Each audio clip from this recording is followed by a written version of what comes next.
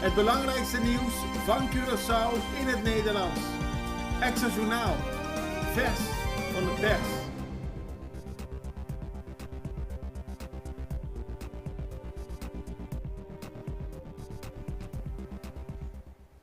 Welkom bij Extra Journaal. Fijn dat u weer kijkt. We hebben het belangrijkste nieuws voor u op een rijtje gezet. En dat doen we altijd, het belangrijkste nieuws op Curaçao. En we kijken ook naar de omringende eilanden. En nu beginnen we ons nieuwsoverzicht met een nieuwsbericht uit Bonaire, ons zustereiland. Want het eerste bericht van vandaag is dat er een grote brand is op Bonaire. U ziet het dadelijk op de beelden. We spraken van een enorme rookontwikkeling bij een grote brand bij EcoPower. Als gevolg daarvan zitten er veel mensen op Bonaire, verschillende wijken zonder stroom. De brandweer was vanaf vanochtend druk bezig om te zorgen dat de brand die ontstaan is bij een machine bij Contour Global niet overslaat naar andere machines, andere zaken al daar. Dus in eerste instantie wordt geprobeerd dat het niet overslaat en in tweede instantie natuurlijk om te zorgen dat de brand vermindert en uiteindelijk geblust wordt. Het is een grote operatie en zoals gezegd zitten verschillende mensen op Bonaire zonder stroom. Succes daar! Dan gaan we weer terug naar Curaçao, want er komt een grote controle in alle verzorgingstehuizen. Dat heeft de minister Javier Silvania, die behalve minister van Financiën ook minister van Volksgezondheid is.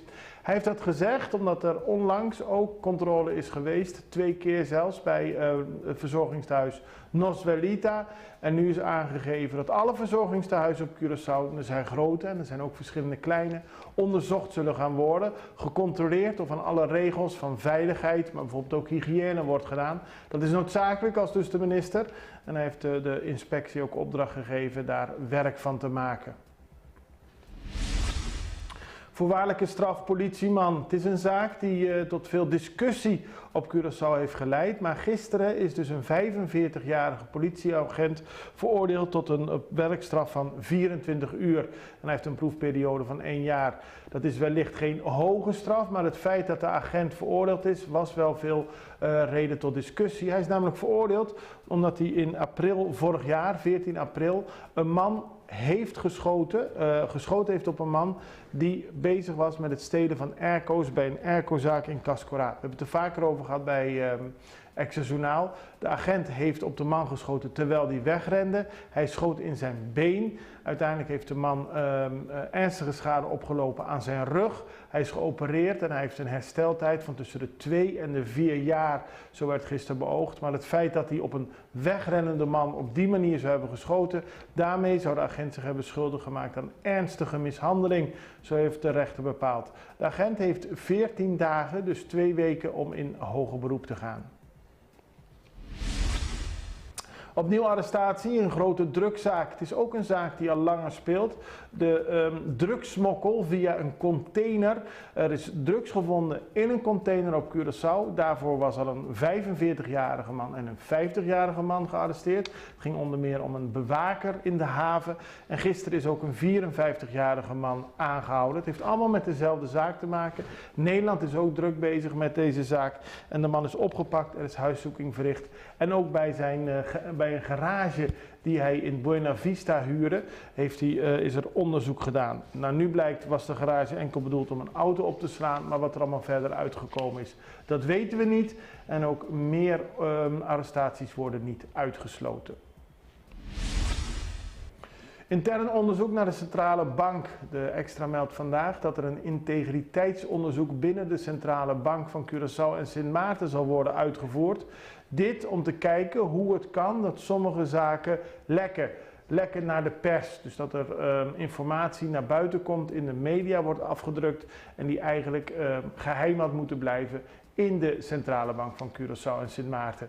Het is dus vooral een onderzoek naar het eigen personeel en de wijze waarop ze omgaan met informatie die gevoelig kan liggen op Curaçao. Wellicht horen we er later meer over.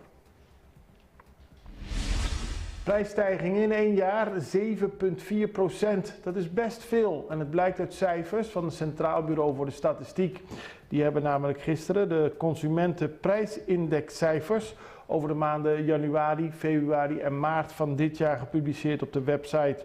Daar blijkt onder meer dat het prijsniveau in januari is gedaald met bijna 2% ten opzichte van december, maar daarna ging het weer stijgen. Maar als je het wat breder trekt en over een periode van 12 maanden bekijkt, dus tot en met januari 2023, januari 2022 tot januari 2023, zijn de consumentenprijzen gemiddeld genomen met 7,5 of 7,4% gestegen. En dat is best veel, maar eigenlijk iedereen die regelmatig boodschappen doet, die voelt dat wel in zijn of haar portemonnee.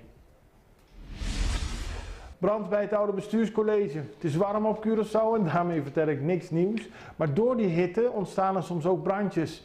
Bij het oude bestuurscollege in Pietermaai is er sprake van een grote hoop oude, dorre bladeren. Die zijn droog en door de hitte kwam er gisteren rookontwikkeling. De brandweer moest eraan te pas komen en er is niks ernstigs gebeurd. Maar de Extra schrijft vandaag ook over de staat waarin het oude bestuurscollege zich bevindt. En dat is echt niet goed.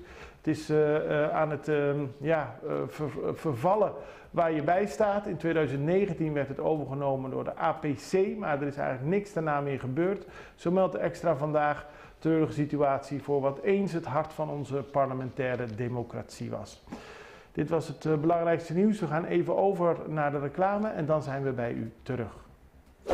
Pizza Hut ha cumprido 40 años y así nos celebré en grande con nos Celebration Meal. 2 small pizza, 1 topping, 6 cinnamon sticks, 6 breadsticks, pa 40 florin. Cheese llena bodatos nang patras di ebon y tire de buzón.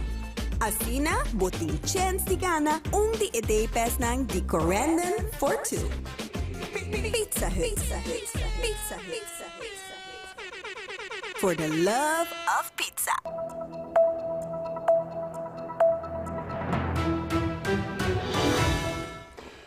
Dan gaan we over naar het toerisme, want dat is een onderwerp waar veel over gesproken wordt. Het is natuurlijk een populair onderwerp en het is ook een duidelijk onderwerp. In die zin, sinds de coronapandemie doet Curaçao het goed wat toerisme betreft. Maar, dat zijn de verhalen, het kan beter.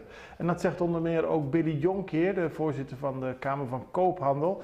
En hij legde nadruk op het feit dat er meer airlift moet komen. Maar hoe krijg je dat? Er wordt gevlogen vanuit Nederland, er wordt gevlogen vanuit Zuid-Amerika, ook andere landen in Europa en er wordt gevlogen vanuit Amerika. En dat zou meer moeten gebeuren, maar hoe dat precies kan, dat legt Billy Jonkeer uit. Airlift is een probleem, maar hij heeft ook een oplossing. Laat me zo zeggen, het probleem is nu de Verenigde Staten. Ook Europa, Nederland, want er is niet genoeg vluchten. Dit zomer zullen we zeker een probleem hebben met prijzen van stoelen. Uit de Verenigde Staten blijft het zo, het wordt niet minder. Curaçao is hoog op de lijst van mensen die op vakantie willen in de Verenigde Staten. Wat Curaçao al jaren probeert te doen, is meer airlines te krijgen om hier te vliegen. Hoe krijg je die? Het probleem is het volgende. Curaçao is niet zo bekend als andere eilanden in het Caribisch gebied. Een luchtvaartbedrijf kijkt naar wat de kansen zijn dat het gaat lukken. Ja. En nu krijg je erop dat er niet genoeg vliegtuigen zijn en niet genoeg mensen om te werken. Ze gaan meer precies kijken zodat het gaat werken. Wat kan je ze over de lijn trekken, is met een soort garantie komen. We hebben het al in het verleden gedaan met JetBlue, Air Berlin. Om een idee te geven, Air Berlin hadden we een 2 miljoen garantie. Hebben we bijna niet gebruikt. En het heeft 40 miljoen geproduceerd voor de economie. Het is gewoon een soort garantie om te zeggen, jongens, kom naar Curaçao. Het gaat lukken. En dan nemen ze die stap om hier te komen. Want ze willen in eerste instantie geen risico lopen. Hè? Dat is het geval met luchtvaartmaatschappijen. Airlines willen gewoonweg nu geen risico nemen. Want het is, je weet er wel van, ze hebben veel geld verloren al. En ze willen gewoon die kans, ze willen dat niet zien. En om ze over de lijn te trekken, moet je die soort dingen doen. Ik vind ook, dat heb ik ook gezegd, CTDB doet ook een fantastische job samen met de airport. Maar ik denk als Curaçao moeten we samen gaan werken. Ik bedoel de hele economie, Kamer van Koophandel, wat dan ook, om mee te helpen, om mee te denken hoe we dit kunnen regelen.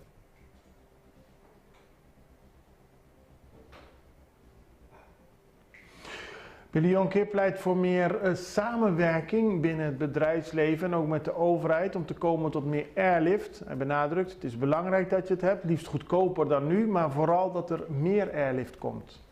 Goed dat ik hoorde dat we nu vluchten krijgen uit Brazilië. Goed dat Corendon gaat vliegen uit Nederland. Maar we moeten meer.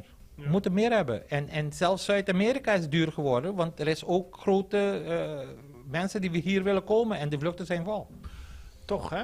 Over het bieden van een garantie aan luchtvaartmaatschappijen die hier komen. Uit het verleden zeggen mensen altijd van ja, dat is ook een risico voor Curaçao. Hoe kunnen we nou voorkomen dat wij geld kwijtraken daaraan? Je moet gewoon zeker doen dat mensen gaan vragen voor die stoelen. Dat betekent marketing. Je moet het goed gaan marketen. Je moet Curaçao op de lijst zetten van iedereen die op vakantie wil. Dat is heel belangrijk. Alleen maar aanbieden is niet genoeg. Nee, alleen aanbieden is niet genoeg. Maar luister, we moeten beginnen te denken hier op Curaçao om geld te investeren die produceert. Oké? Een garantie gaat produceren voor het eiland. We moeten niet geld in dingen stoppen die niet produceren. We moeten nu gaan produceren om de economie te groeien, zodat we andere dingen kunnen betalen. En om dat te groeien moet je een goede airlift hebben naar het eiland. En dan gaan we over naar iets leuks, want bij het Kindermuseum is gisteren de Totem Pole of Freedom onthuld.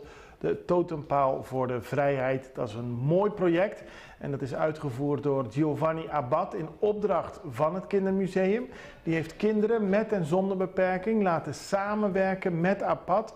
Uiteindelijk is er een mooie totempaal uitgekomen. Gisteren werd die gepresenteerd en daarbij werd gezegd dat de totempaal is bedoeld om een boodschap van vrijheid, diversiteit en inclusiviteit uit te dragen. En daarmee is het een unieke toevoeging aan de artistieke collectie van het Kindermuseum.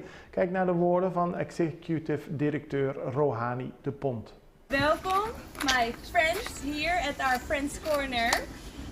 Ik ben inderdaad ook net zoals degene heel blij dat wij ons dit kunstwerk gaan onthullen.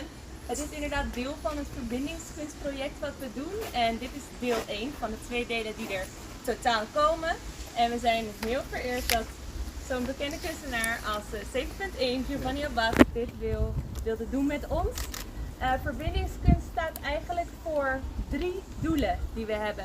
Verbinding is natuurlijk een heel mooi woord, maar ja, hoe ga je dat eigenlijk tot uiting brengen?